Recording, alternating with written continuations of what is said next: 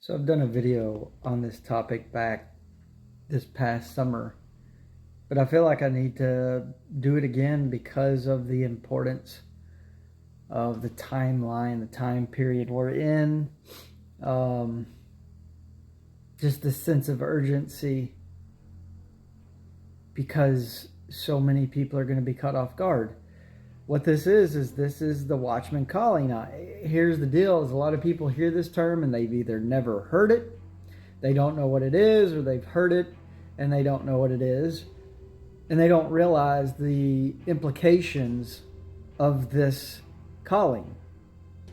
They don't realize who this calling has been sent out to, and I'm going to kind of go over a little bit of this, right?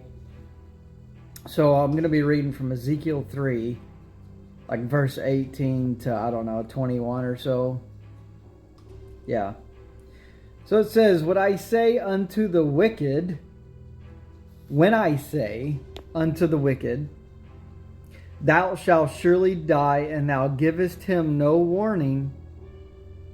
This is talking to the watchman. If you don't give him a warning, nor speakest to warn the wicked from his wicked way, that is rebuking the sin in your neighbor, fulfilling the royal law, to save his life, the same wicked man shall die in his iniquity, lawlessness, breaking the commandments. But his blood will I require at thine hand.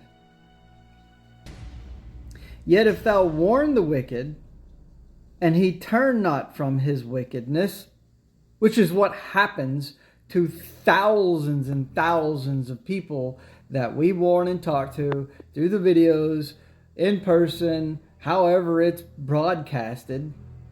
Nobody wants to listen, and that was already told to you in the previous verses of this chapter and the previous chapter. Nor from his wicked way. So if thou warn the wicked, and he turn not from his wickedness, nor from his wicked way, he shall die in his iniquity, but thou hast delivered thy soul. You need to understand the implications of these verses. Again, when a righteous man doth turn from his righteousness, so he was righteous at first, obeying the commandments, and commit iniquity, and I lay a stumbling block before him, he shall die. Because thou hast not given him a warning, he shall die in his sin, and his righteousness which he hath done shall not be remembered, but his blood will I require at thine hand.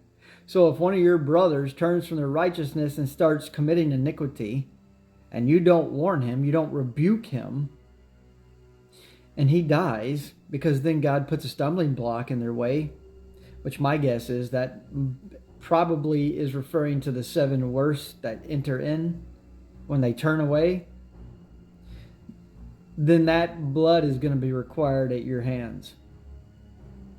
Nevertheless, if thou warn the righteous man that the righteous sin not, and he doth not sin, he shall surely live, because he is warned.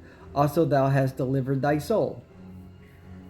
So what I want to get at here is this calling is not just for a select few.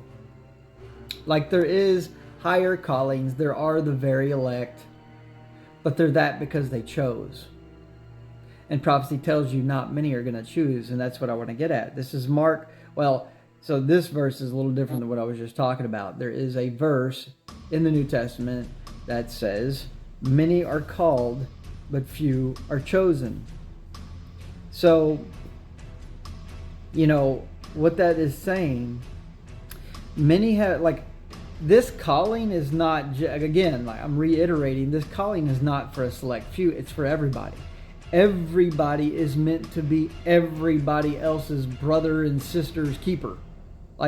That's our duty as the children of God, as his people. We are to hold each other accountable for our decisions in life. If you get to the kingdom, God's kingdom is not ran where Everybody, it's not ran like it is down here. You see how big of a mess everything is down here. Well, the reason why is because nobody holds anybody accountable for anything. Nobody wants to step on anybody's toes. This is why this is a shithole. It's because people did not do what God commanded them to and broke his commandments, his covenant. They weren't judging righteous judgment based on the commandments. And there were people who, like, initially this had to start from somewhere. Somebody had to start breaking the commandments, and somebody else was watching them do that and didn't say anything. And you know what? This is the crazy thing about this. This is how blind people are to what is going on. Most of y'all, if you saw a person drowning in a lake and you're standing on a dock and they're right there drowning, you automatically would think to yourself, well, I'd jump in and help them. But then when it comes to the spiritual life and discernment, you watch them drown and die. Like, for real. This is exactly what you are doing. If you do not keep his commandments, repent from your lawlessness and idolatry, and start judging righteously according to his commandments, then and you don't, if you see your neighbor sin and you don't say anything, all of you in the church, you're the person who stands by and watches that person drowned in the lake and doesn't say anything.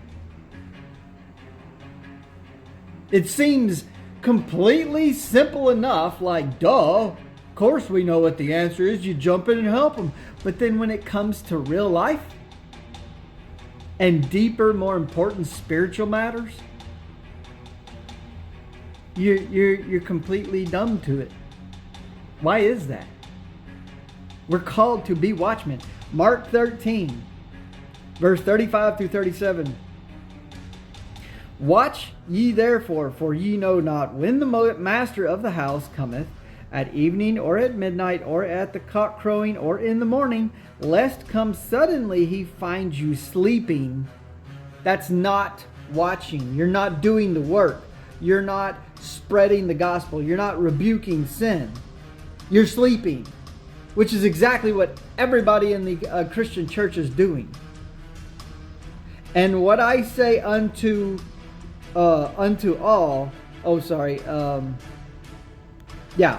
and what I say unto you, I say unto all, watch. There's another verse in here that talks about, I can't remember which one it is. What I say to the porter, I say to all, watch ye therefore.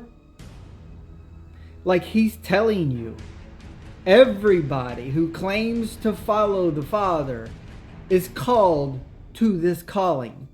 Because this calling is how his kingdom operates. You have to prove yourself worthy of his kingdom by doing what he commanded you to. When you see your neighbor sin, you have to rebuke that. Now, the thing is, you can't be a hypocrite about this. You can't go around rebuking people out of your own self-righteousness, having not repented from Christmas and Easter and your idolatry, not getting into covenant, not keeping Sabbath, not eating clean. You have to get right first and learn the truth before you can judge righteously. You have to understand fully the Ten Commandments. See, this calling automatically makes you righteous before God because you're obeying his righteousness. It's not your own way. It's not your own devices. It's his. Because if you don't take up this calling, then you're going to end up in hell. You're going to have to do it in the tribulation. And if you don't, you're going to end up in hell. And everybody's blood that you've ever come in contact with in your life will be required at your hands. That's why he said you'll save your soul if you warn them and they die. So this calling is very, very serious, and it's been sent out to everybody. Everybody must be doing this, because if everybody did this, we wouldn't be living in this shithole right now. So just know this is the warning. Pick up this calling or it's not going to be real good for you in that day.